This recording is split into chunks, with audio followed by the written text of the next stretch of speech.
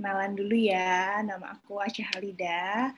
Hari ini aku ceritanya mau share tentang pengalaman aku dalam mengajar, terus apa sih arti inspirasi buat aku gitu. Jadi mengikuti judul yang diamanahkan sama Mbak Lila dan teman-teman nih, judulnya Increase Your Potential for the Next Generation of Nation. Kayaknya agak berat, tapi sebenarnya kayaknya nggak seberat itu sih. Aku di sini mewakili Sehati Menginspirasi, yayasan yang bergerak di bidang pendidikan untuk bisa share sedikit pandangan aku tentang menginspirasi dan juga tentang pendidikan. Coba ya, kita langsung next. Sedikit profil aku yang tadi udah dibacakan juga sama Mbak Lila. Jadi aku ini adalah seorang guru, aku juga seorang ibu dan juga co-founder Sehati Menginspirasi.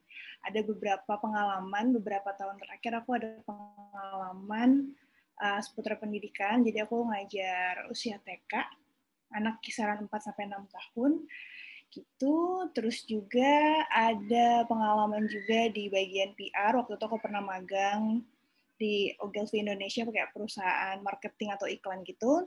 Tapi jurusan aku adalah manajemen pemasaran waktu aku kuliah. Jadi emang aku tuh agak nyasar dan belok-belok career path-nya. Cuman nggak apa-apa, nanti kita akan bahas sedikit. Semoga kita semua dalam keadaan sehat dan tenang ya hari ini. Nah, aku kan di sini tadi bilang aku mewakili Sehati Menginspirasi.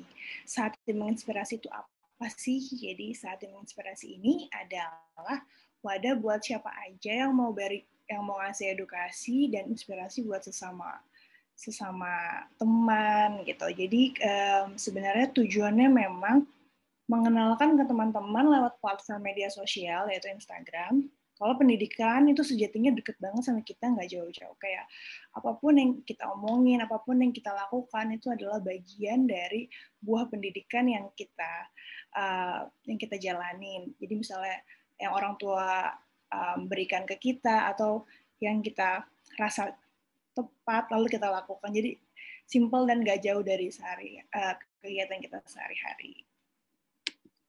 Nah, aku juga ini nih mau bikin kesepakatan di webinar ini. Kesepakatannya itu silakan teman-teman menyimak dengan cara masing-masing, nggak perlu nyalain videonya, nggak apa-apa, karena mungkin teman-teman ada kesibukan yang lain, mungkin atau tipenya memang tidak nyaman menyalakan video, cuman senang mendengarkan, bebas.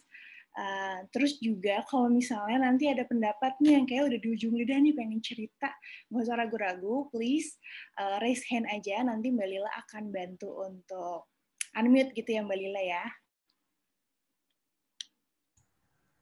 Ya. Oke, terus yang terakhir have fun, mudah-mudahan materi yang aku sampaikan ini bisa diterima dengan baik sama teman-teman. Terus tujuannya apa sih? Tujuan webinar ini, aku kayak cuman pengen pas aku bikin materinya aku tuh agak napak tilas. Masa kuliah itu menurut aku masa yang enak buat belajar, tapi sayangnya dulu tidak begitu aku pakai kesempatannya dengan baik sejujurnya. Sekarang jadi aku tuh kuliah terakhir tahun berapa sih, aku lupa tadi. Karena udah lama banget. Jadi ini aku senang banget bisa share sama teman-teman di sini. Jadi ikutan ngerasain semangat teman-teman sih. Terus juga aku pengen sedikit share tentang kita tuh perlu mengetahui kemampuan kita nih sebagai individu supaya kita bisa berbagi ke orang lain. Nah, untuk sebagian teman-teman yang ada tugas atau keinginan untuk mengajar kedisiplinan, aku juga pengen share tentang gimana sih kenapa kita perlu membangun mindset bahwa mendidik itu adalah tugas siapapun yang terdidik, dan bahwa mengajar itu nggak sesusah itu. Mungkin susah tapi nggak sesusah itu. Sama ada tips mengajar buat pemula. Gitu. Nah, sebelum mulai, ini ada tanda, kalau misalnya ada tanda raise hand kayak gini, itu artinya teman-teman bisa feel free untuk raise hand ya. Aku pengen tahu nih, tadi kan aku sempat bilang menurut aku tuh masa sekolah, terutama kuliah, itu tuh waktu yang pas atau enak buat belajar. Ada nggak sih teman-teman yang punya pendapat sama kayak aku bahwa kuliah itu masa yang tepat buat belajar? Mungkin bisa raise hand.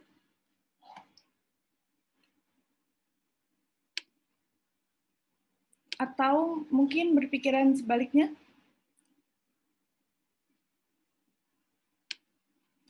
Aku berpikiran sebaliknya. Oh, Mas Aidil ya? Boleh share? Kenapa tuh, Mas? Ada pengalaman apa sih? Di masa SMA mungkin, Mbak. Kenapa masa SMA? Mungkin gimana kebersamaan dengan pergaulan teman-teman sih, Mbak ya, di masa SMA itu. Oh, jadi yang menyenangkan itu waktu momen-momen belajar pas Mas Aidil di SMA gitu ya? Iya, Mbak. Kalau kuliah emang kenapa, Mas? Apa yang beda? Yang bikin beda? Hanya mungkin belum ngerasain ya karena online ya. Oh iya bener. Memang Mas Aidil semester berapa kalau boleh tahu? Semester 4, Mbak. Semester 4. Oh iya, berarti dari awal udah online ya? Belum. Karena di awal tuh di kampus kita, karena di asrama, jadi di asrama itu cuma selama 5 bulan. Lalu sisanya baru offline. Sisanya Oh, online. oke. Gitu. Iya, ternyata bukan cuma buat anak-anak sekolah, tapi juga mahasiswa kurang enjoy juga ya sama proses online ini ya. Karena mau gimana pun juga, proses mengajar tatap muka langsung sama lewat gadget tuh beda ya rasanya ya Mas ya. Apalagi biasanya kita bisa ngobrol sama teman-teman langsung, terus bisa ada celutukan-celutukan atau obrolan-obrolan produktif. Sekarang rasanya agak susah. Malah cenderung scrolling sosial media. Oke, iya. Itu makasih Mas Aidil buat pendapatnya. Ada nggak sekarang yang mau sharing? Mungkin punya pendapat sama kayak aku, kenapa saat kuliah menurut teman-teman enak buat belajar? Ada nggak sih kayak satu orang aja gitu yang punya pendapat kalau kayaknya seru sih sebenarnya kalau digali ini masa kuliah ini buat belajar? Adakah? Tidak ada? Oke. Nggak ada ya kayak Mbak Lila ya? Iya, makanya. Oke, aku lanjut kalau gitu, nggak apa-apa. Nah, kalau menurut aku yang udah lulus kuliah, ada rasanya kadang-kadang, aduh gue pengen balik lagi deh ke masa sekolah, pengen juga balik lagi ke bangku kuliah. Kenapa? Nah, karena kebanyakan materi belajar itu kan sudah disiapkan sama dosen. Ada sih memang yang kita juga terlibat di pembuatan materi, tapi mostly kebanyakan materi disiapkan sama dosen. Terus juga banyak kegiatan-kegiatan yang cukup seru sesuai minat kita gitu, yang juga disiapkan sama organisasi. Walaupun ujung-ujungnya kita juga sih yang bikin acara kayak gini kan teman-teman juga nih yang bikin gitu. Tinggal tergantung kita mau jemput bola sejauh apa gitu. Aku pernah membaca tulisan yang bilang when the student is ready, the teacher appears. Jadi kadang kita tuh perlu mengetuk pintu gitu supaya kita dapat ilmunya. Dan menurut aku salah satu momen mengetuk pintu aku adalah ketika aku kuliah. Saat kuliah itu ada lingkungan pertemanan yang bisa dieksplor. Aku jadi ngerti nih kenapa Mas Aidil tadi bilang kurang seru momen kuliah dibanding SMA, apalagi sekarang nih kuliahnya offline. Ya, yeah, I get it now karena beda gitu kan rasanya. Biasanya kalau kita belajar langsung di kelas, ada guru atau ada dosen, ada teman-teman, ada lingkungan belajar yang benar-benar bisa kita rasakan di situ. Kita pasti kita ngeh sama karakter teman-teman kita juga. Dalam satu kelas atau dalam satu organisasi yang kita ikutin, pasti ada aja temen kita tuh yang super aktif, ya enggak? Yang rajin banget, yang hobi nyatet, atau yang hobi jawab pertanyaan guru atau dosen. Ada juga yang hobi telat, aktif di luar kelas, agamis, atau apa, banyak gitu karakter orang-orang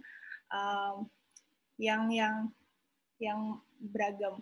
Dan aku waktu itu agak menyesal karena aku agak pilih-pilih teman waktu aku di kampus.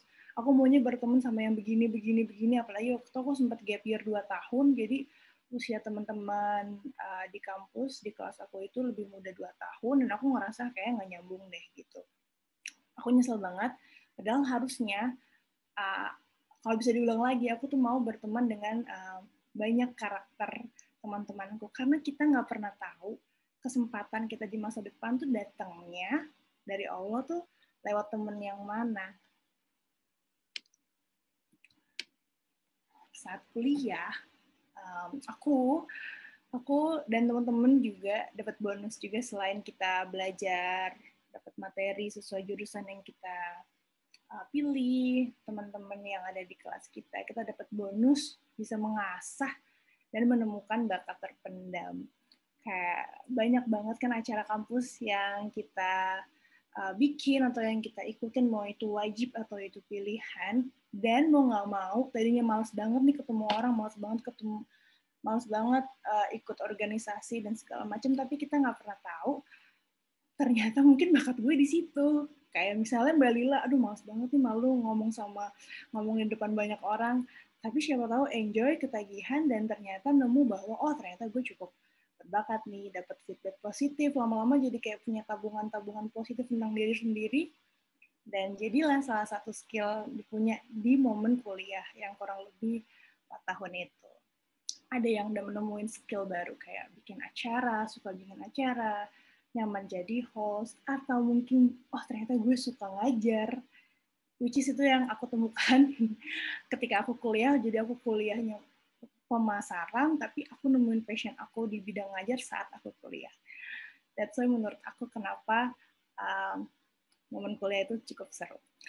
Ada yang juga menemukan passionnya menulis, mungkin suka bikin esai, hobi bikin skripsi, kita nggak tahu, berbagi, dan sebagainya.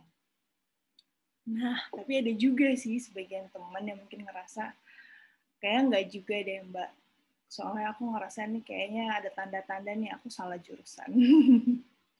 Ada nggak di sini yang mungkin merasa salah jurusan sepertiku? Boleh raise hand? Ada nggak sih yang sependeritaan gitu kayak aku? Kalau Mbak Salsa ya? Apakah iya? Ya, Mbak Salsa itu. Oh, iya. Tapi Mbak Salsa tepuk tangan, jadi ini maksudnya, oh ya raise hand benar. Ada lagi nggak selain Mbak Salsa? Aku nih ada tanda 2 di situ, artinya aku pengen denger dari 2 suara. Kalau ada yang merasa, kayaknya udah semester segini gue banyak belum. Ya Mbak. Banyak. Iya itu mulai ada Nurul Tiara, Nur Anissa. Oke, ternyata memang aku tidak sendirian. Halo teman-temanku. Iya, oke. Aku sebelum nanti, Mbak Lila, aku minta tolong nanti pilih 2 orang ya, untuk bisa share pendapatnya. Apakah salah jurusan itu artinya semua ilmu, tenaga, energi, dan uang orang tua jadi sia-sia? Terserah, teman-teman bisa jawab sendiri.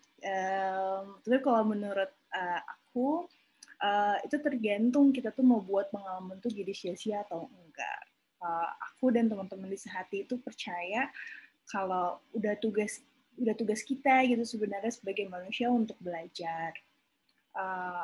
Apapun keputusan kita ambil, mau itu benar atau salah, maksudnya kita mau pilih jurusan A atau B, kalaupun di perjalanannya kita nyasar, tapi niat kita untuk belajar tuh sebenarnya nggak ada yang sia-sia.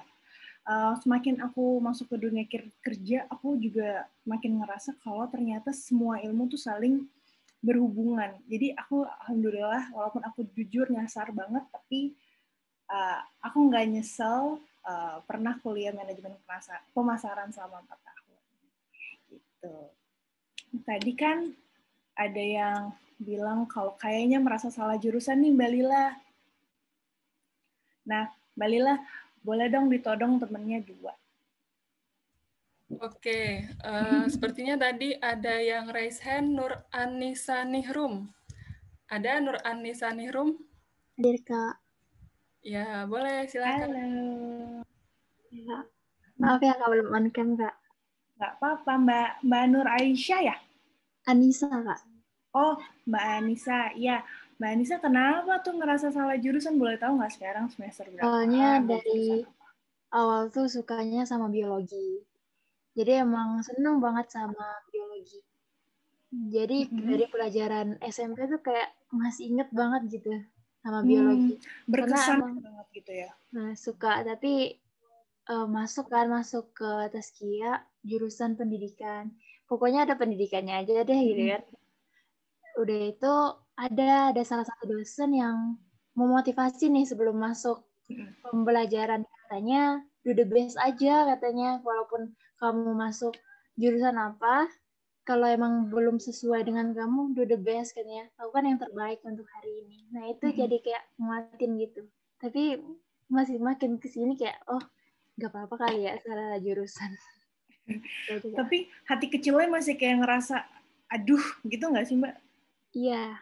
Iya, Apalagi kalau ketemu pelajaran, oh ini seru gitu. Teman-teman kan ada yang kayak sering sharing gitu di statusnya lagi ngapain gitu kan.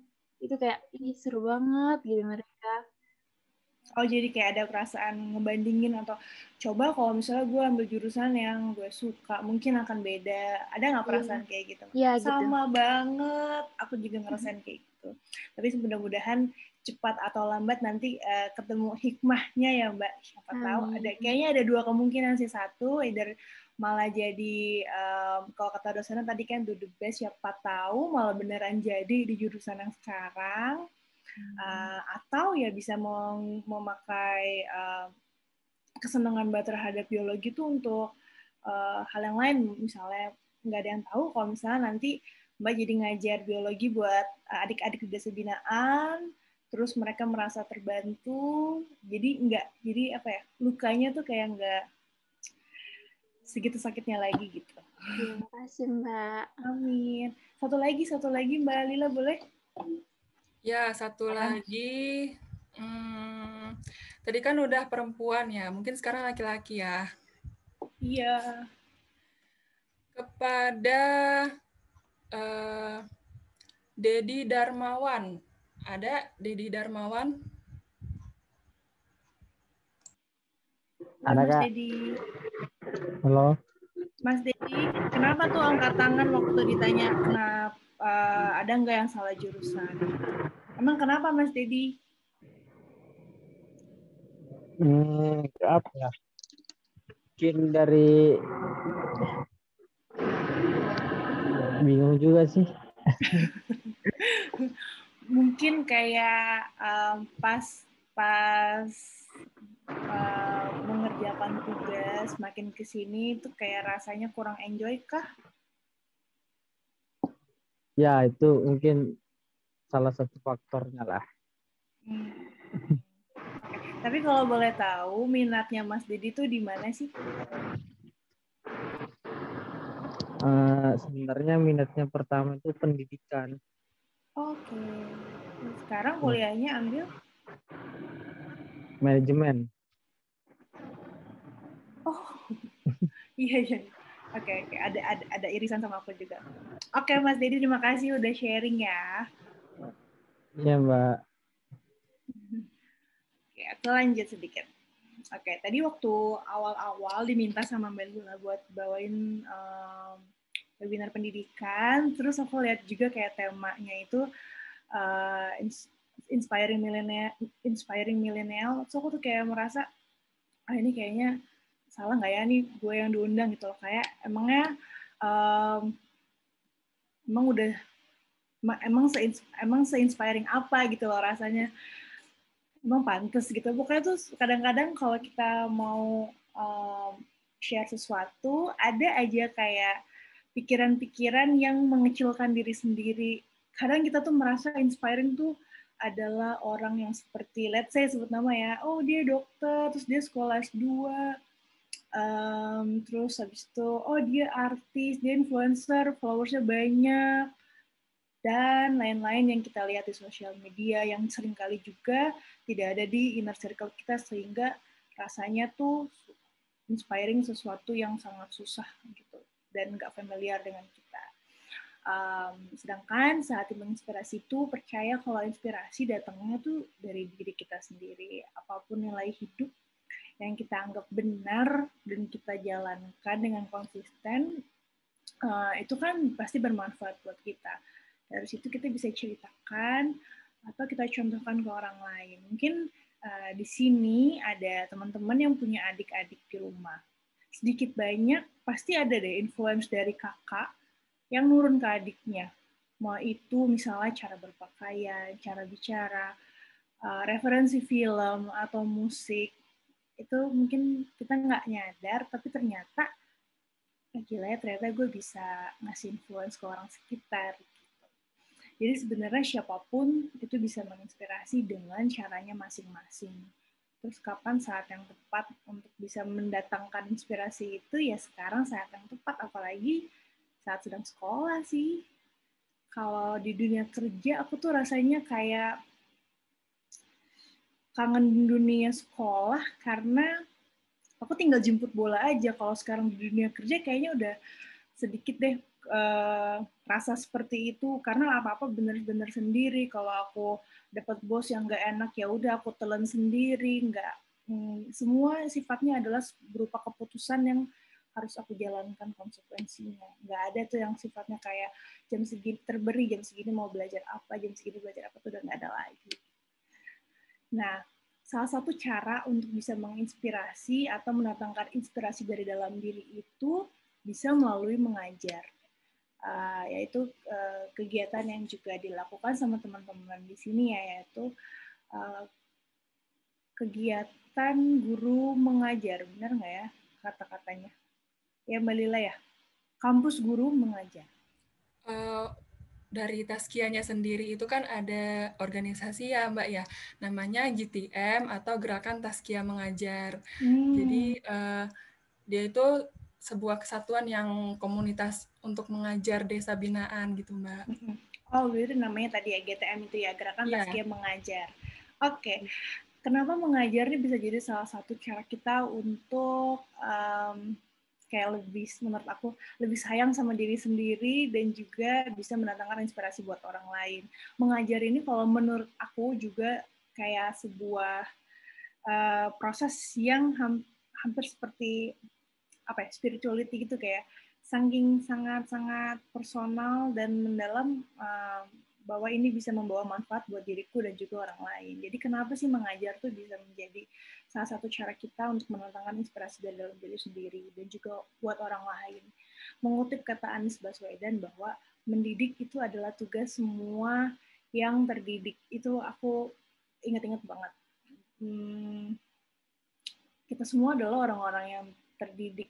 Terdidik ini dalam artian bukan hanya mengecek bangku sekolah, apapun maksudnya yang kita didikan orang tua kita di luar bangku sekolah pun itu juga sifatnya pendidikan. Dan berarti kan semua dari kita itu terdidik. Kalau misalnya kita ada kesempatan untuk mendidik, kenapa kita nggak melakukan itu? Mendidik itu ada banyak caranya, salah satunya Gerakan Tazkiyah Mengajar. Karena apa? Misalnya kayak, tapi aku nggak semangat ngapain gitu ngajar, nggak minat, terus sudah lupa juga pelajarannya, buat apa sih ngajar ke teman-teman di desa binaan. Mungkin ini bisa menjadi motivasi internal teman-teman nih. Setiap dari kita itu selalu punya sesuatu untuk dibagikan. Ada yang bilang gitu kan, katanya kalau masa muda tuh pengalaman tuh kurang, uang nggak ada, tapi kita punya banyak waktu, gitu. Kenapa nggak kita pakai kesempatan waktu kita nih di masa muda tuh buat belajar, sehingga nanti pada saat waktu kita udah berkurang atau kita udah berumur, kita udah punya cukup pengalaman dan juga uang, resource gitu ya, untuk bisa mencapai apa yang kita mau. Kalau memang sekarang yang kita punya adalah waktu, let's make the best of it. Kita pergunakan dengan baik, dengan kegiatan-kegiatan yang positif. Terus ada juga motivasi eksternal. So, aku selalu percaya apapun yang kita lakukan tuh harus ada tujuannya. Dari dalam diri dulu, jangan langsung, pengen bantu, jangan cuma itu aja, tapi tanya dulu ke diri sendiri, kenapa gue pengen bantu.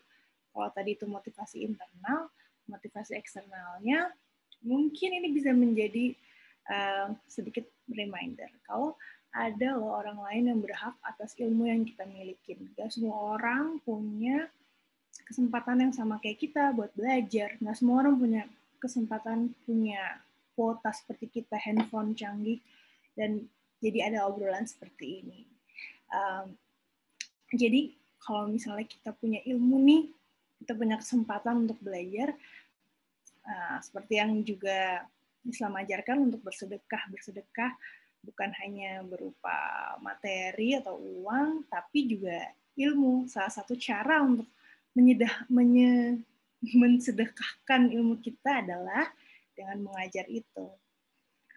Karena kita nggak pernah tahu kalau hal sederhana yang kita lakukan tuh bisa berkesan loh buat orang lain. Misalnya ada adik sepupu yang kayaknya nih bandel banget gitu, dicap di mata keluarga. Terus teman-teman ngerasa kayak kayaknya nggak segitunya deh. Terus kita ajak main dia, atau kita bantu dia kalau dia lagi ada kesulitan di pekerjaan rumah. Hal itu sederhana banget, tapi kita nggak pernah tahu kalau itu berkesan buat orang lain dan membantu perkembangannya mereka. Nah, aku mau share juga tantangan saat mengajar. Ini ada metode namanya ATAP gitu untuk memudahkan kita untuk berpikir. Nah, ini di kelas aku ya, yang nomor 1. Awalnya aku tuh ini di kelas terakhir aku mengajar. Aku senang dapat murid-murid. Aku ngajar TK, kan murid-murid tuh lucu dan aktif banget. Baru kali ini aku dapat kelas yang sangat-sangat seperti anak lagi di pasar malam gitu, suasana belajar berisik banget gitu. Tapi lucu-lucu anaknya.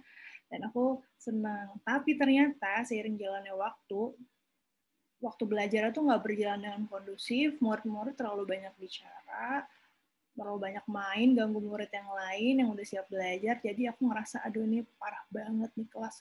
Murid ada 20 lebih, gurunya cuma 2. Belum lagi ada yang pipis, ada yang jambak, ada yang banyak deh pokoknya. Nah, tapi kan kita nggak bisa nyerah aja sama keadaan nih. Jadi aku sama teman guru, apa yang bisa aku lakukan, kita diskusi. Kita memecah murid ke dalam kelompok kecil sesuai dengan karakter mereka yang terlalu senang bercerita, jangan satu kelompok sama yang setipe, harus dipisahkan. Yang satu misalnya senang cerita, yang satu lagi senang mendengarkan, yang satu suka jadi leader, yang satu suka jadi follower, itu yang digabungin seperti itu. Pokoknya kita plotting sebisa mungkin gimana caranya murid-murid ini bisa lebih khusyuk belajar dalam kelompok kecil. Itu terus juga karena aku mengajar TK, murid-murid ternyata punya banyak sekali energi, jadilah sebelum belajar selalu difasilitasin waktu pemanasan untuk main trampolin, lari-lari, teriak-teriak. Udah, setelah itu mereka capek, kita cooling down, baru ngajar, baru kegiatan belajar mengajar terjadi. Nah, ada perubahan nggak ya setelah kegiatan itu? Setelah tadi aku melakukan itu bersama teman guruku, ternyata murid jadi lebih fokus belajar. Udah ada perubahan. Namun ternyata masih perlu cara kreatif lain nih supaya belajarnya tuh kegiatan belajar mengajar berjalan lebih efektif. Di sini kan kalau teman-teman lihat berarti mengajar emang nggak semudah itu. Tapi juga nggak sesulit itu. Dengan metode ATAP ini kita jadi kayak fokus ke solusi, tantangannya apa, terus aksinya apa nih. Dan perubahan yang bagian bawah itu perubahan nggak selalu harus ada perubahan juga. Misalnya belum ada perubahan nih, ya udah nggak apa-apa, berarti mungkin perlu dicoba lagi atau caranya ada yang salah. Nah, aku mau denger sih cerita teman-teman, adakah di sini yang sebelumnya pernah mengajar yang pernah mengajar di GTM, terus ada tantangan apakah waktu mengajar? Aku pengen mendengar ada tantangan apa sih? Ya, boleh kepada peserta untuk angkat tangan ya? Atau untuk langsung berbicara? Boleh langsung kalau mau bicara. Ya.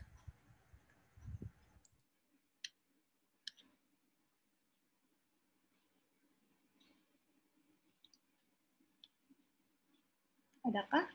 Mbak Lila, tapi di sini teman-teman itu baru akan memulai GTM atau ada yang sudah pernah melakukan GTM? Untuk GTM sendiri, mungkin mayoritas di sini belum ini ya Mbak, belum mulai untuk GTM ya Mbak. Oh, I see. Mayoritasnya. Mungkin ada beberapa, tapi mayoritasnya yang belum ikut GTM gitu Mbak. Oke, kalau gitu aku mau nanya boleh ya ke salah satu teman yang kira-kira mungkin nanti akan mengajar. Aku mau nanya ke Mbak Verzi. Assalamualaikum Mbak Verzi.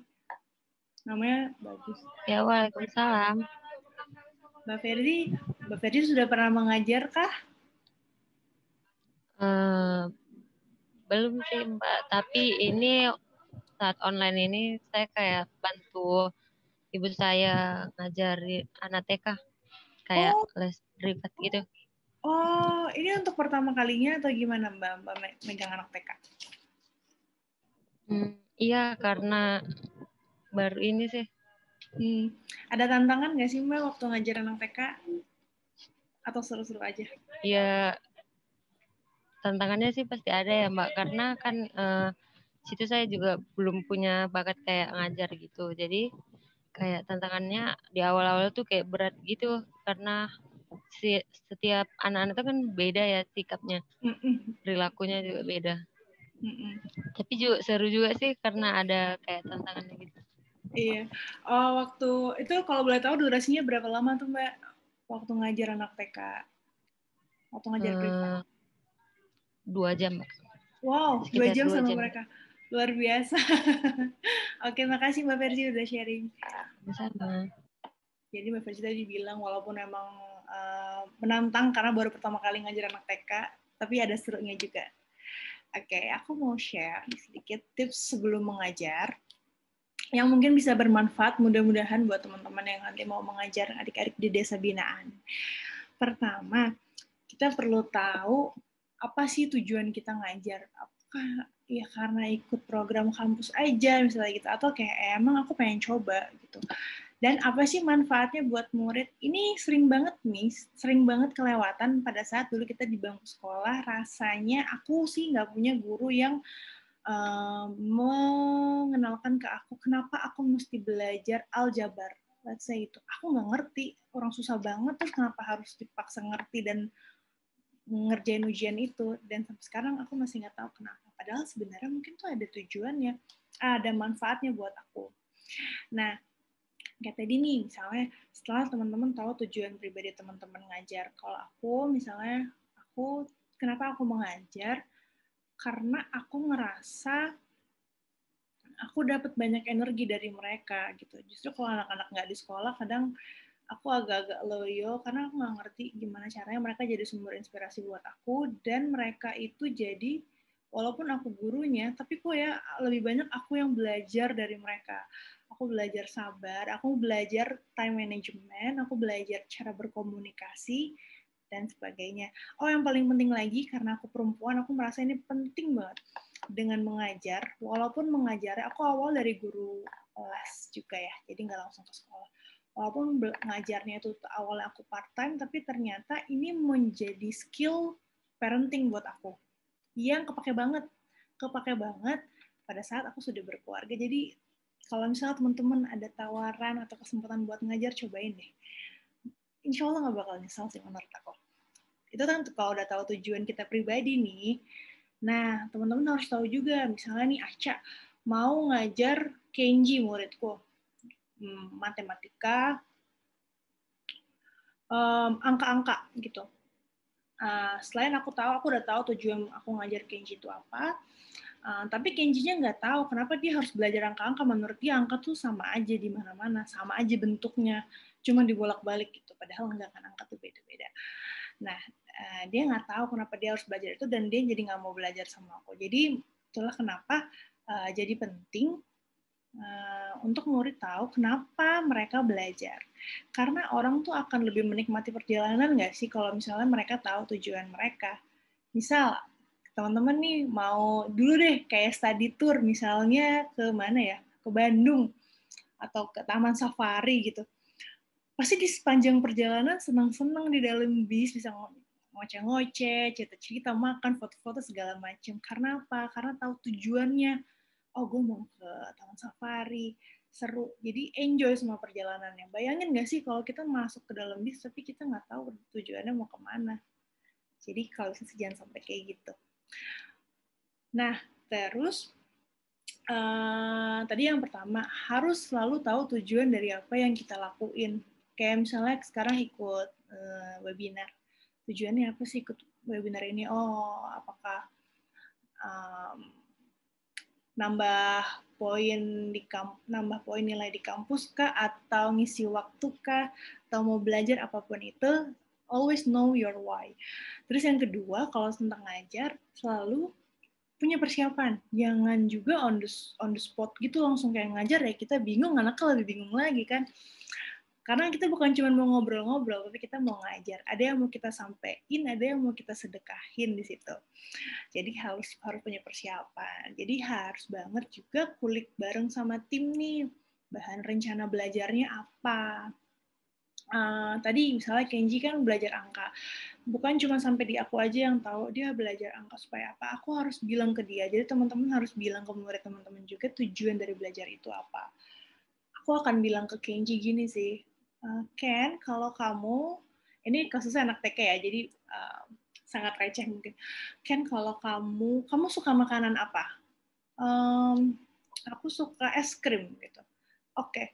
Kalau kamu ke minimarket, kamu akan ngeliat es krim kan? Nah, tapi di situ ada banyak sekali pilihan es krim. Nah, terus Mama bilang belinya jangan lebih dari 10.000. 10.000. Tahu nggak 10 itu yang mana angkanya? Enggak. Pengen nggak sih tahu es krim mana yang harganya, let's say, sekian ribu. Jadi maksudnya kita harus selalu mengaitkan ilmu yang murid-murid kita pelajarin dengan apa sih manfaatnya buat mereka. Kalau misalnya anak TK tuh biasanya sangat jadi semangat kalau misalnya aku bilang belajar huruf supaya kamu huruf dan angka supaya kamu tahu nih, misal kamu mau beli yaitu es krim, harganya berapa, terus uang berapa yang kamu keluarin kayak gitu. Mereka senang banget. Nah, terus juga ketika mereka atau murid-murid kita sudah tahu manfaat mereka belajar topik tersebut, gantian nih, lalu kita sebagai guru kita harus mau kreatif. Pernah nggak sih punya pengalaman yang gak enak pada saat sekolah dulu? Kalau ada guru yang nanya, ada yang mau nanya gitu. Terus kita kayak mendadak langsung pada kayak buang muka, main pulpen, terus gini, tiba-tiba tuh udah yang kayak tengkuknya berat banget gitu.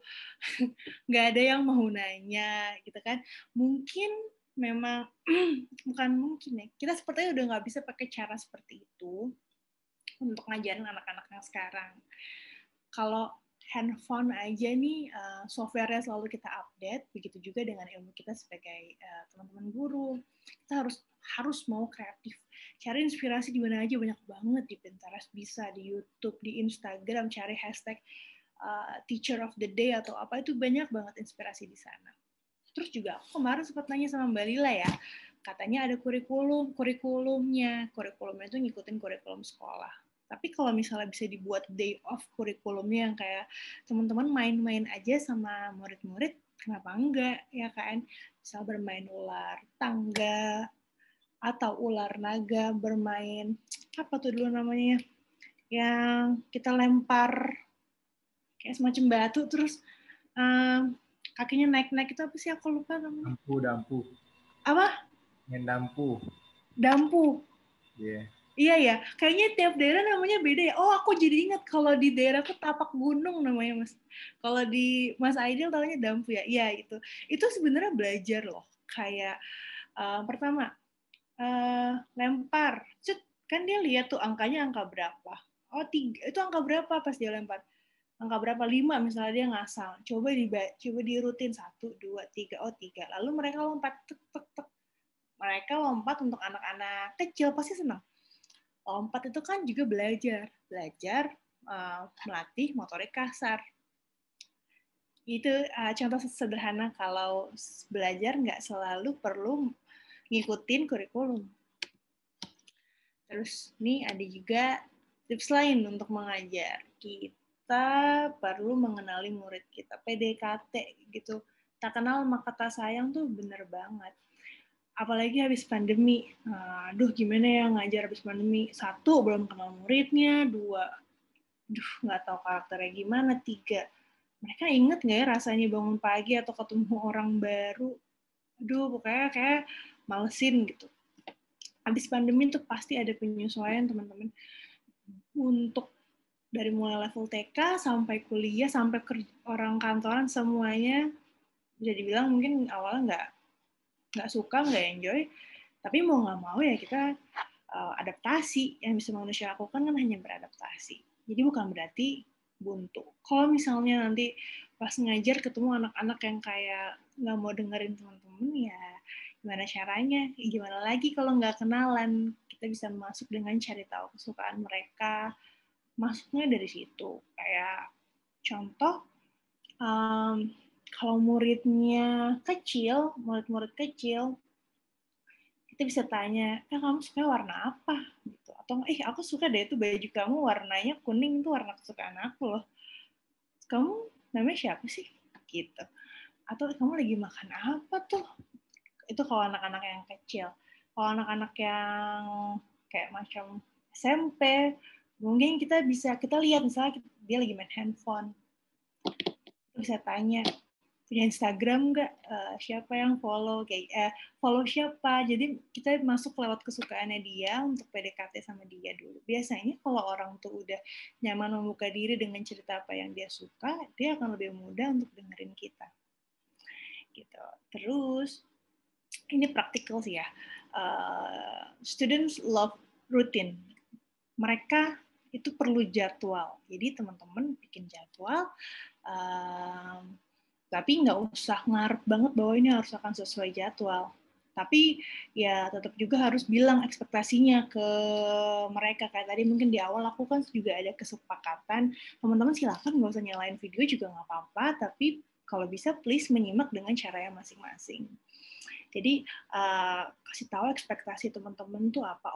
Kalau aku lagi bicara, kalian boleh jawab, tapi bergantian ya. Gitu.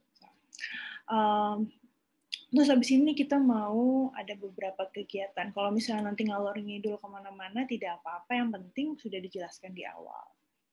Nah, terakhir, enjoy the process ngajarnya. Nggak usah yang gimana-gimana banget. Itu tuh nggak perlu.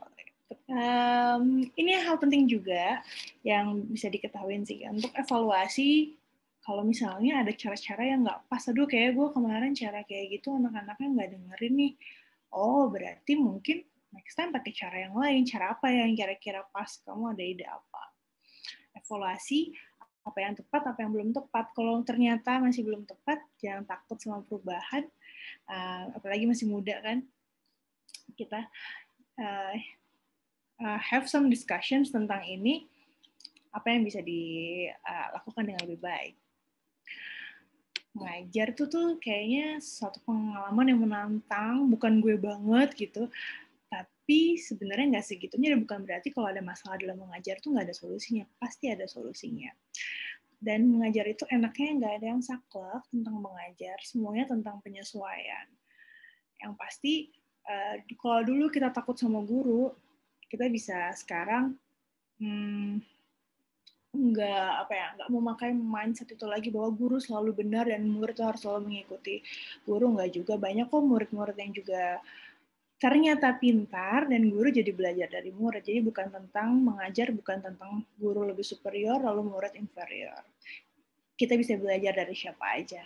Coba aja teman-teman ingat-ingat guru favoritnya seperti apa, dan posisikan kita sebagai murid. Kalau kita senang digituin atau kita senang punya guru yang seperti itu, kenapa kita nggak coba mencontoh apa yang baik dari guru favorit kita dengan memunculkan kemampuan terbaik kita. Ada yang suka main musik, ya sudah, mengajar dengan main musik kan bisa. Atau menggambar, saatnya mengajar sambil menggambar dan bercerita. Gitu deh. Nah, itu sedikit tips dari aku tentang mengajar. Mungkin di sini apakah ada yang mau nanya-nanya atau mau sharing? Ya, silahkan untuk peserta yang ingin bertanya. Ada yang ingin bertanya, langsung open mic juga nggak apa-apa. Mau tulis di kolom chat juga nggak apa-apa. Iya, atau mungkin kayak, aduh aku kurang setuju deh Mbak soal ini. Atau aku jadi keingetan sama guru aku yang ini. Karena topik kita kan sekarang tentang menginspirasi dan juga tentang mengajar. Ada yang mau share kah? Aku pengen denger sih dari teman-teman. Izin nanya, Kak. Ya, ini dengan Mas siapa? Saya Zizi, dari BEM juga. Ya, Mas. Maaf ya Mbak kalau berisik. Jadi kan kalau Mbak sendiri, kalau kan punya gerakan mengajar juga nih, itu Mbak ngikutin kurikulum yang ada di sekolah kah? Atau kayak tema-tema gitu kah? Atau Mbak punya tim sendiri untuk konsepin apa sih yang mau kita ngajarin ke adik-adiknya selama 1 minggu, per minggunya atau per bulan atau bagaimana gitu? Oke. Boleh. Makasih Mas Azizi. Jadi aku mau ngelurusin sedikit, kalau Saatnya Menginspirasi ini sampai sekarang belum ada kegiatan mengajarnya sih, tapi soon mungkin kita akan lakukan itu ya. Sekarang kita belum fokusnya belum ke sana, jadi kalau ditanya rencana belajar di Saatnya Menginspirasi seperti apa, belum ada, karena belum ada arah ke sana Mas Azizi. Cuman kalau Mas Azizi pengen tahu kira-kira metode yang tepat untuk mengajar tuh dibuat tema kah atau mengikuti kurikulum, itu balik lagi semuanya kayaknya nggak ada yang sama. Kalau kita punya kesempatan untuk membuat pilihan atau membuat pilihan yang lain, silahkan eksplorasi. Oh, kayaknya anaknya cocok ngikutin kurikulum, ikutin. Kalau misalnya kayaknya enggak nih, ikutin feeling aja, nggak usah. Maka bikinlah day off dari kurikulumnya, atau mungkin selang-seling, sekali minggu ini ngikutin kurikulum, minggu depan enggak. Atau totally bikin beda sesuai sama tema yang udah teman-teman sepakatin.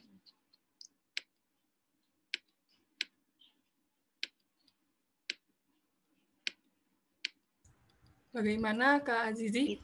Itu Mas Azizi. Ya, makasih Mbak. Terus kalau pengalaman saya pernah juga ngajar ya ke desa binaan gitu. Jadi yang agak tantangan sedikit itu tuh gimana adanya tuh bisa nangkep gitu loh. Misalnya kan kalau saya sendiri kemarin itu kalau ngajarnya itu misalnya hari ini belajarnya matematika, maksudnya matematika dasar entah perkalian, tambah-tambahan atau apa. Terus kalau IPA apa kayak gitu kan. Nah, jadi yang susahnya tuh bagi mereka tuh kayak mengingat dan kayak kalau suruh kayak coba diulangin ataupun nanti kakak tanyain lagi nih ke adik-adiknya. Nah, itu tuh susah banget merekanya untuk itu nangkap lagi gitu loh. Kayak ngulangin tuh ada beberapa yang kayak gitu, ada juga yang malu-malu. Malu-malu, maksudnya banyak yang malu-malu juga sih itu. Maksudnya masih rada-rada baru kenal sama kakaknya kayak gitu loh. Banyak yang tantangan-tantangannya seperti itulah gitu. Iya. Ada yang baru gitu. Kayak gitu sih Kak, Mbak. Oke, Mas Azizi, thank you for sharing. Kebayang banget rasanya gimana orang kita bukan gurunya, nggak tiap hari ketemu. Ucuk-ucuk nih siapa kakak-kakak mau ngajarin aku, nggak seru lagi misalnya gitu. Atau aduh ngajarnya jam segini lagi, aku lapar. Atau aduh aku udah kepingin main. Kita nggak pernah tahu kan sebenarnya. Makanya akan menjadi penting kalau kita itu, ini kan sifatnya belajarnya bukan belajar yang wajib, sebenarnya enak sih. Belajar tambahan gitu ya buat adik-adik, sifatnya opsional. Jadi teman-teman di Taskia juga nggak usah yang kayak strict banget sama kurikulum, nggak juga strict sama minggu kedua harus sudah belajar nih. Kalau misalnya, aku nggak tahu ya jadwalnya gimana, misalnya seminggu sekali. Kalau misalnya ternyata butuh 2 minggu PDKT dulu yang benar-benar cuma main-main, main domikado. Jangan salah, anak-anak SMP juga tergantung ya, kalau kita bawainnya enak, itu juga senang diajak main kayak gitu. Jadi bangun bonding dulu di awal tuh sangat-sangat penting, karena kalau kita udah nyaman sama orang lain, kita cenderung akan mau mendengarkan orang tersebut kan. Beda kalau misalnya kita datang langsung ngajarin. Jadi bisa bangun bonding dulu tuh Mas, yang enak. sampai udah hafal namanya, mungkin bisa pakai juga sedikit gesture kayak taruh nama di sini, mereka juga taruh nama, jadi kita panggil namanya. Terus mulai mengajar. Mengajarnya juga nggak usah kayak yang harus 1 jam ngajar, setelah itu tanya jawab, nggak juga.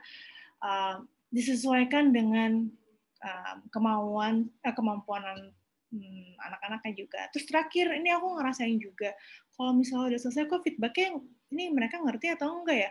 Ada yang mau nanya nggak gitu, pada diem, terus ada yang malu-malu nggak mau jawab nih ngerti atau enggak. Itu ada tipsnya juga sih, pakai ini tangan. Jadi kalau misalnya sudah mengerti banget, jempolnya naik. Kalau misalnya kurang, jempolnya turun. Kalau setengah gini. Kalau misalnya aduh aku nggak ngerti, jempolnya turun kayak gini. Tapi nggak semua anak juga nyaman kan dengan ini. Jadi bisa ditaruh ini gambar seperti ini, bisa ditaruh di dalam worksheet-nya, bisa digambar atau nggak di print gitu. Terus minta mereka untuk lingkarin. Kalau mereka nggak nyaman untuk ngomong. Jadi setelah mereka kumpulin itu kertas, kita jadi tahu, oh ternyata Mbak Lila ini udah ngerti baca, belum ngerti banget. Itu bisa menjadi salah satu feedback untuk anak-anak yang belum nyaman untuk menyampaikan pendapatnya.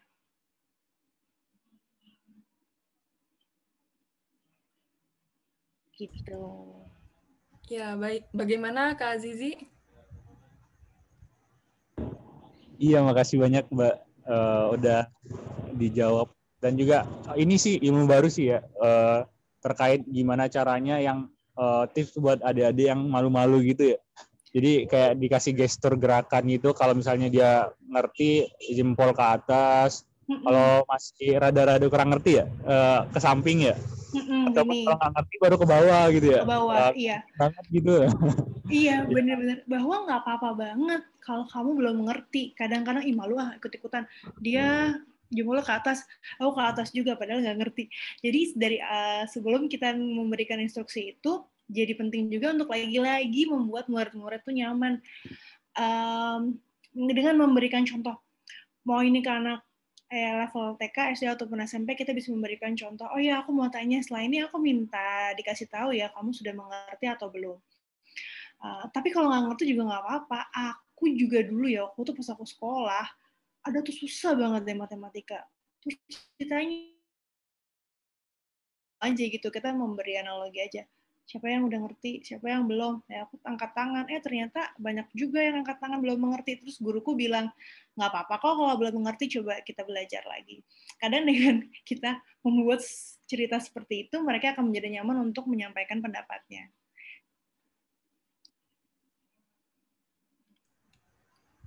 Ya,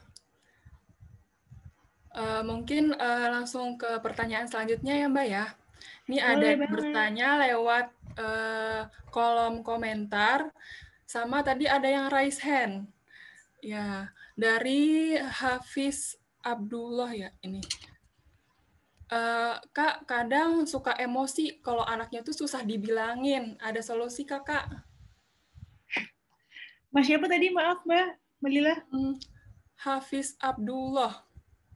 Mas Hafiz Abdullah, anaknya susah di... Aku mau boleh open mic kan, Mas Hafiz?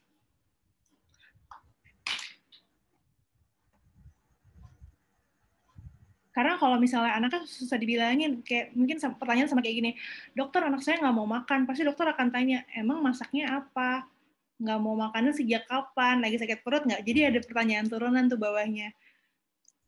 Lagi nggak bisa open mic katanya. Oh, lagi nggak bisa open mic. Oke, tadi pertanyaannya adalah anaknya nggak mau, muridnya nggak mau dengerin ya?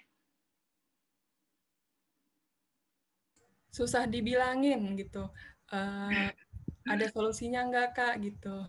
Pasti ada solusinya, tapi memang kadang-kadang nggak di saat itu juga. Kita bisa lihat misalnya kita ngajar beberapa anak. Nah, kalau semuanya nggak bisa didengerin, berarti itu cara waktu yang tepat atau sebuah teguran untuk mengevaluasi cara mengajar kita. Tapi kalau yang nggak mau dibilangin, itu hanya satu anak, berarti mungkin kita perlu PDKT sama dia di luar waktu ngajar. Jadi misalnya sebelum ngajar, kita ngobrol-ngobrol dulu nih sama dia, ngajak dia pemanasan. Jangan-jangan dia nggak bisa nggak mau mendengarkan, jangan-jangan karena dia mencari perhatian. Jangan salah, anak-anak tuh kadang-kadang pinter banget ya, dan tricky gitu loh. Mereka bisa tahu gimana caranya memainkan emosi kita ya. Jadi kita mesti agak sedikit melatih kepekaan di situ. Kenapa ya dia nggak mau dengerin? Emang bener-bener tipenya seperti itu kah? Atau ini sebenarnya dia ingin menyampaikan cara yang lain? Aku jadi keingetan kata Ibu Najila Shihab kalau nggak salah, kurang lebih seperti ini. Anak yang bandel tuh biasanya adalah anak yang paling membutuhkan cinta dari kita. Jadi aku setiap kali ketemu sama anak-anak yang wah gitu, yang kayak teman-teman guru lain tuh, ayo dulu aja deh, gue nggak kuat gitu sama dia. Itu tuh kadang-kadang terjadi kan obrolan seperti itu. Itu tuh malah buat aku penasaran sih, emang segimananya gitu. Apakah benar-benar segitunya, atau sebenarnya ada hal lain yang pengen dia sampaikan sampai dia nggak mau dengerin gitu. Karena sebenarnya setiap anak harusnya senang sih kalau mereka mendapatkan perhatian dengan kita mengajarkan. Berarti mungkin there's something yang kita mesti gali lagi. Ya, baik. Untuk selanjutnya nih, Mbak, ada yang raise hand tadi, Mbak. Mungkin saudari Lutfi bisa ini ya, Lutfi Izzatun Nisa bisa langsung open mic. Oke, Assalamualaikum Kak Aca. Waalaikumsalam Mbak Lutfi. Oke Mbak, saya mau nanya nih, kalau misalnya anaknya nangis tuh gimana ya ngadepinnya? Kalau dia nangis dari awal bisa sampai akhir, terus ditanyain mau kenapa, nggak jawab, itu gimana ya Mbak? Cara Ini umur berapa Mbak Lutfi? Kecil sih, mungkin TK ya. Ini makanan aku banget. Iya. Aku senang menjawabnya. Iya. Dia nangis tapi dia nggak mau jawab. Karena dia belum mau menjawab. Biasanya seperti itu. Satu atau dua, dia anak-anak juga kadang-kadang manipulatif. Dia semakin ditanya semakin nangisin. Tapi kita makin bingung ini maksudnya apa gitu kan. Nah iya itu Mbak, ya, semakin ditanya semakin nangis. Nah, jadi memang kalau misalnya kita ngelihat ini emosinya lagi nggak oke, kalau ditanya nggak mau jawab, semakin ditanya makin kejar, mungkin juga ada perilaku nendang-nendang atau apa, just give them time, kasih waktu aja, kasih waktu buat, tapi kita jangan jauh-jauh dari dia ya, khawatir dia melukai diri sendiri atau mungkin kabur gitu kan, jadi makin nambah masalah gitu. Kita di deket dia, kasih jarak, lalu kita bilang, oke. Oh ya, aku mau nanya dulu ke Mbak Lutfi.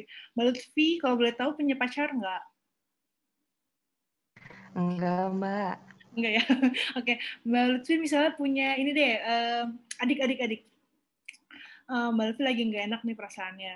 Terus habis kayak gitu nangis. Nah, terus mana yang lebih enak? Adik yang Mbak Lutfi langsung kayak, ih gitu aja nangis sih. Atau nangis kenapa? Sedih ya? Lebih enak yang mana Mbak? Yang kedua sih Mbak. Jadi itu bisa kita praktekkan juga ke murid, ke anak kecil, kayak kita validasiin aja dulu, walaupun kita nggak ngerti ya ini apa yang lagi dirasain, tapi nangis kan biasanya sedih atau marah, jadi berikan pilihan. Dia lagi nangis, terus kita gini-giniin, dia nggak mau jauh, dia mau marah, menghindar segala macam. Oke, kamu lagi sedih ya? Maksudnya gitu, mukanya jadi beda. Oh, marah. Oke, kamu lagi sedih atau nggak kamu lagi marah? Oke, kamu mau cerita nggak sekarang? Masih makin teriak, oke, kalau nggak mau cerita nggak apa-apa. Kalau mau nangis dulu juga nggak apa-apa, aku juga pernah kok nangis karena sedih, nangis karena marah, aku pernah. Oke, kamu silakan nangis aja dulu, aku tunggu di sini, kalau kamu udah siap buat cerita, langsung cerita aja ya. Kita bisa pakai cara seperti itu, kasih dia waktu, karena kadang-kadang emang anak-anak suka tantrum kan, kasih dia waktu, tapi kita jangan jauh-jauh dari dia, dan kita pastikan ke dia kalau kita ada, kalau dia mau cerita. Lama-lama nangis juga akan membuat lelah, dia akan berhenti. Terus baru setelah itu kita bisa mendekatin lagi, baru ngomongin. Karena kalau kita ngajak dia ngomong atau memberitahu sesuatu saat anak sedang rungsing dengan pikirannya, dengan emosinya, itu kan nggak akan masuk. Jadi perlu dikasih waktu, Mbak. Oh, oke Mbak. Berarti kitanya harus ekstra sabar banget ya. Benar. Kadang-kadang kendalanya di waktu juga ya Mbak. Padahal kita ngajar cuma sebentar. Terus ini ada iya. Nah, iya benar banget tuh, Mbak. Oke deh. Kode-kodean sama teman mengajar yang kayak aku pegang dia dulu ya gitu. Oh, iya, biasanya gitu sih Mbak, oper-operan. Kamu dulu deh gitu. Iya. Kalau udah nggak tahu, kalau udah nggak kuat Mbak langsung aja kayak lambaikan tangan dulu ganti shift deh, nggak dia susah sama gue gitu kan. Gantian sama yang lebih prima. Oke deh Mbak, ya makasih banyak Mbak Aca. Mbak Lutfi. Ya, baik Mbak. Mungkin dibatasi satu pertanyaan lagi ya. Dari Hana Nurul, izin bertanya Kak, bagaimana cara Kakak mengawali dan memulai mengajar anak-anak agar mereka merasa nyaman dan tidak merasa tertekan oleh orang baru? Apakah dengan menyesuaikan setiap perilaku anak-anaknya atau Kakak mempunyai prinsip lain? Wow, bagus sekali pertanyaannya Mbak Hana ya. Iya. Ini kayaknya Mbak Hana punya passion di pendidikan nggak sih? Karena pertanyaannya sangat mendalam. Oke, aku coba jawab. Dari awal, pokoknya sebelum aku ngajar, dimanapun itu, mau itu ngajar les privat, ngajar di tempat les yang ada beberapa anak, ataupun ngajar sekolah, ataupun ngajar atau sharing ke teman-teman kayak gini, aku selalu punya niat dulu bahwa aku di sini pengen kenalan. Aku di sini pengen bagi apa yang mungkin bisa aku bagikan yang mungkin ada manfaatnya. Udah sampai situ aja dulu. Ketika aku punya niat itu, kadang-kadang apapun kendalanya, mau itu sinyalnya jelek kah, mau itu aku garing atau apa, aku udah mencoba yang terbaik gitu. Nah, dari situ kita misalnya nemuin tantangan nih, gimana caranya nih anak-anak kayaknya nggak mau dengerin. Penting banget, ini skill yang kita mesti banget punya, apalagi di zaman sekarang yang sosial media sangat marak, adalah mindful. Untuk kita jeda diri sendiri. Misalnya kita mau ngajar, tapi kita punya banyak pertanyaan, atau anak-anaknya nggak kondusif, kalau dipaksain pasti jelek, biasanya gitu. Jadi kita mundur aja dulu, kita jeda dulu, kita lihat situasinya kayak apa, anak-anaknya diem aja, apa yang bisa kita lakuin. Kadang kalau kitanya itu udah mindful, kita udah tenang, kita bisa punya ide-ide kreatif yang tiba-tiba muncul. Jadi gimana caranya supaya bisa pendekatan yang oke ke anak. Katanya sih, apapun yang datangnya dari hati bisa dirasakan oleh hati. Percaya nggak sih? Kalau Mbak Lila, percaya nggak Mbak Lila? Kebetulan yang kameranya nyala Mbak Lila nih. Percaya nggak Mbak? Iya, betul Mbak. Betul. Benar. Jadi kalau emang niat kita baik, insya Allah mereka akan bisa merasakan itu juga. Lalu strategi tips-tips kecil lainnya itu bisa dengan tadi berkenalan lah. Pakailah waktu 1 kali 2 kali pertemuan di awal untuk kenalan aja, nggak usah ada agenda apa-apa. Maksudnya belajar apa-apa tuh nanti dulu, kenalan dulu, nyaman segala macam. Buat mereka tahu kakak ini tuh sebenarnya teman loh buat aku, bukan ingin nyusahin aku. Kadang-kadang mereka suka salah persepsi gitu kan. Kenalan, setelah itu ketahuin karakter mereka tuh seperti apa, kesukaannya apa, masuk lewat situ. Lalu cara kedua lainnya adalah untuk mengajar nih, emang kadang-kadang susah karena kita bukan dari jurusan pendidikan, suruh ngajar, gimana cara nyampein pelajarannya, selalu balik-balik inget-inget lagi kalau waktu itu gue suka sama si guru ini karena kenapa. Coba aja kita pakai cara yang sama. Terus lihat apakah itu efektif atau enggak. Ada lagi nggak ya tadi yang kurang kayaknya aku jawab? Ada lagi kan Mbak Lila yang tadi aku belum jawab pertanyaannya Mbak? Bagaimana Hana Nurul? Udah kejawab semua ya? Atau ada yang masih ngeganjel nih? Boleh banget loh. Kalau masih ada yang... Kalau misalkan dari kakak pribadi nih, prinsip selain apa ya? Kan tadi kakak bilang pertama itu kita harus kenalan aja dulu gitu ya. Nah, itu prinsip kakak sendiri, maksudnya apa ya? Yang menurut kakak tuh kayak jadi prinsip buat semangat, buat mengajar sama kakaknya gitu. Oke, aku I get the point. Oke, itu ya. Jadi kayak yang jadi acuan buat aku untuk selalu semangat ngajar ini sih. Ini udah aku buktiin banget. Ternyata dulu aku pikir kayak gini, anak ini atau jangan anak ini deh. Aku dari dulu tuh kayak gini. Ya udah aku pasti akan begini terus sampai aku tua. Gue kan nggak bisa. Gue nggak akan bisa berarti.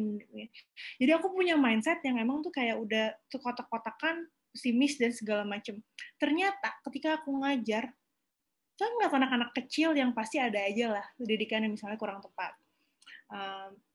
Misalnya terlalu sering dikasih gadget sama kakek neneknya, terus dia jadi nggak fokus, terus dicap jadi anak bandel gitu. Setelah aku kenalan sama dia sebenarnya bukan nggak bisa dan bukan nggak mau dengerin aku, tapi dia ada masalah dengan fokusnya, yang dimana hampir semua masalah, bahkan ABK sekalipun, kalau kita batu aja tuh kalau misalnya kita kasih air lama-lama kan akan terkikis gitu ya. Apalagi manusia dengan banyak sekali kelebihan yang Allah kasih, nggak mungkin ada ya, nggak mungkin nggak bisa, dan karena nggak mungkin ada yang sia-sia kalau kita mau ngedidik anak-anak gitu. Jadi dengan mengajar aku jadi tahu bahwa apapun kendala di seorang anak itu bisa banget anak itu improve jadi lebih baik dengan apa?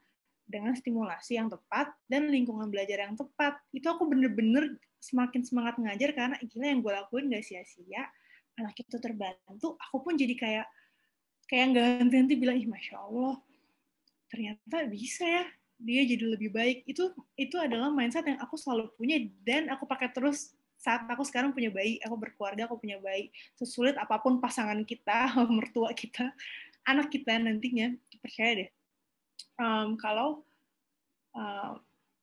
mereka pasti akan belajar sesuatu dari kita. Kalau misalnya kitanya mau ngajarin, kitanya mau nyontohin, jadi nggak ada yang sia-sia. Itu sih Mbak Hana. Iya Kak, terima kasih banyak Kak, sangat terjawab, alhamdulillah. Sama-sama Mbak Hana, semoga ada manfaatnya. Ya, mungkin dicukupkan sampai di sini ya Mbak sesi tanya jawabnya. Ya, bagi teman-teman yang lain yang ingin bertanya atau ada pertanyaan tapi belum sempat dijawab, bisa mungkin nanti secara pribadi ya, personal, ngehubungin Mbak Aca untuk bertanya ya Mbak ya. Boleh banget. DM aku terbuka teman-teman Cie. Iya. Boleh DM ke aku atau ke Sehati Menginspirasi. Oke. Aku boleh sedikit Mbak Lila? Iya Mbak, silakan. Oke. Ini ada poin menurutku, mudah-mudahan bisa menjadi poin penting beneran ya. Poin penting yang bisa diambil, kita itu siapapun kita, dari mana asal kita, berapapun umur kita selalu punya peran. Setiap orang tuh punya kesempatan yang sama dan potensi masing-masing buat belajar dan berbagi. Caranya aja yang beda-beda. Ada yang sharing lewat sosial media, ada yang mengajar langsung, dan sebagainya. Jadi kita bisa banget nih, mumpung kita masih muda, kita gali pengalaman yang banyak, lewat belajar apapun, dimanapun, dari siapapun, dengan cara apapun, termasuk dengan cara berteman dengan siapa aja. Gitu, dan juga mengajar. Nah, buat teman-teman yang mau coba mengajar nanti, coba deh selalu tantang diri untuk punya growth mindset, atau mindset yang nggak gitu-gitu aja, yang nggak terkotak-kotakan gitu. Anak susah nih karena gini, gue nggak bisa lah karena gue nggak pernah coba itu gitu.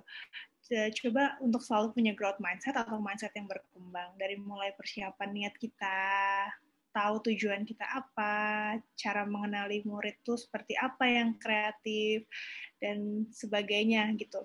Jadi dari mulai niat, eksekusi, evaluasi, itu kita selalu open-minded dan kreatif. Jangan mentok atau kayak ngerasa ini buntu aja. Karena jadi ya, kalau kita berhubungan sama anak manusia, pasti selalu ada cara sih sebenarnya. Kalau kita mau sabar dan mau kreatif. Terakhir, please have fun. Apapun yang dilakukan dengan have fun itu kan biasanya jadi apa ya? Jadi banyak manfaatnya buat kita. Syukur-syukur dapat pahala juga. Gitu sih. Jadi terima kasih teman-teman dari Itaskia yang sudah mengundang Saat yang Menginspirasi, dan aku besar harapanku ada sedikit manfaat yang mungkin teman-teman bisa ambil dari ngobrol-ngobrol kita malam ini, supaya semuanya bisa menjadi the next inspiring millennial. Amin. Amin, amin ya Allah. Amin, amin, Allahumma amin. Ya, baik Mbak Aca, terima kasih atas pemaparan materinya pada malam hari ini, sangat menginspirasi sekali ya. Dan atas sharing-sharingnya dalam mengajar, tentunya pasti banyak banget nih yang dapat kita ambil dari sesi pada malam hari ini. Oke Mbak Aca, baik selanjutnya ada penyerahan sertifikat ya Mbak ya kepada operator. Ya.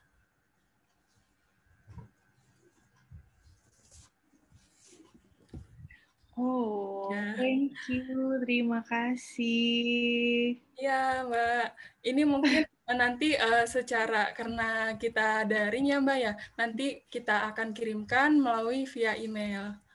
Iya, nggak apa-apa banget, biar nggak buang-buang kertas juga ya Mbak. Iya.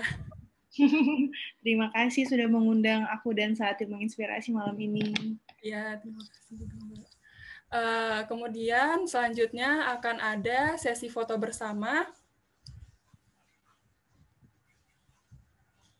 kepada Kominfo, dipersilahkan.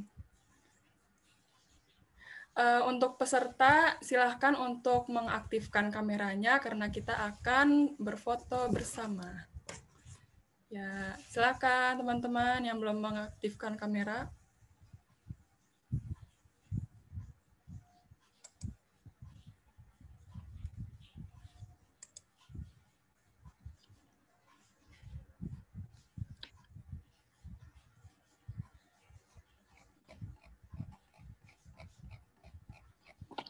Oh, jadi ini muka-mukanya. Kalau boleh tahu tadi tuh off kamera tuh kenapa ya? Apakah lagi mandi, lagi makan? Padahal cakep-cakep loh ya, Masya Allah. Ini berarti usianya itu 20-an ya? Iya, 20-an, Mbak. Ada yang 20-an, mungkin ada yang di bawah 20 juga ada sepertinya. Masya Allah. Ada yang bisa tebak nggak sih umur aku berapa? Masih seumuran ya? Iya, kayaknya 11-12 ya Mbak kita ya Mbak. Padahal mah udah tua. Baik, untuk Kominfo, apakah sudah bisa didokumentasi? Ya, hitungan ketiga ya. 1,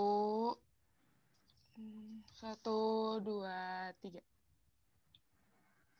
Sebentar. 1, 2, 3. Lagi boleh.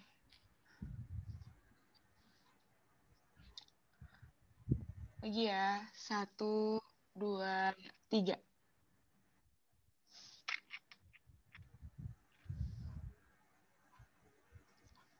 Oke, udah. Ya, terima kasih Kominfo.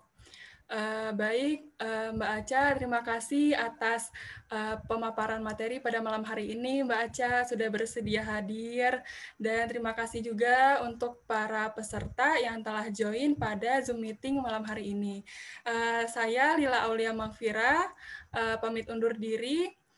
Wassalamualaikum warahmatullahi wabarakatuh. Saya kembalikan kepada MC. Assalamualaikum warahmatullahi wabarakatuh. Waalaikumsalam warahmatullahi wabarakatuh.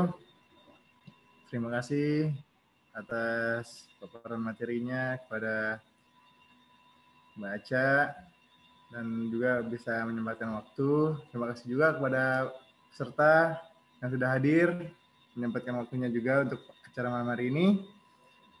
Nah, dan kita masuk sesi terakhir, yaitu doa dan penutup. Sebelum kita beranjak ke acara ini, nah kebaiknya kita berdoa akan dipimpin oleh Saudara Muhammad Habibur Rahman.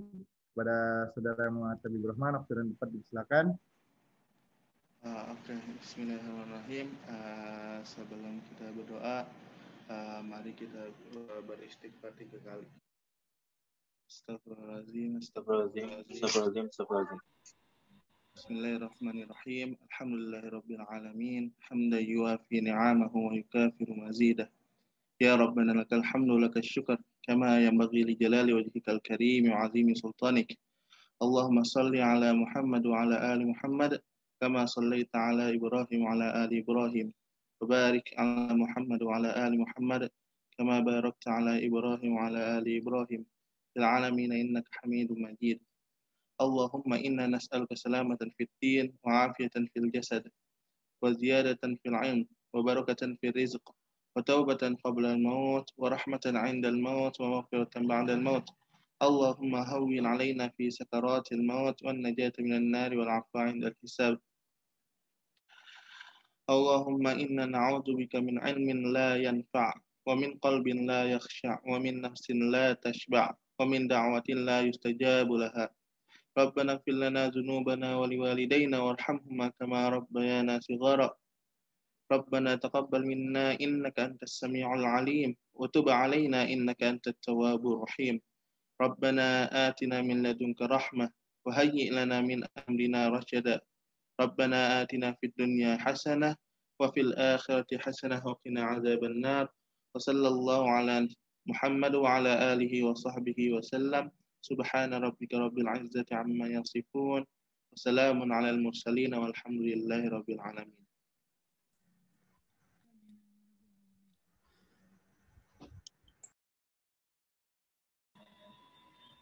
Terima kasih kepada saudara Muhammad Habibur Rahman. Saya selaku Master of Ceremony pamit undur diri. Kebenaran datangnya dari Allah, kesalahan datangnya diri saya pribadi.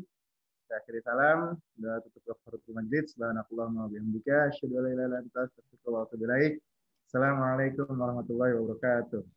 Waalaikumsalam warahmatullahi wabarakatuh. Kak Aca, makasih Kak Aca. Makasih banyak Kak Aca. Sama-sama.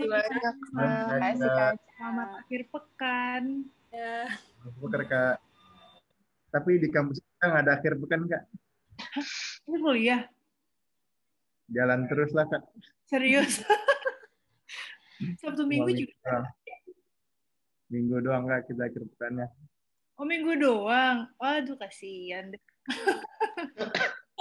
Jaga kesehatan ya teman-teman ya. Ya. Terima kasih Kak. Sama. Terima kasih semuanya teman-teman. Terima kasih semua.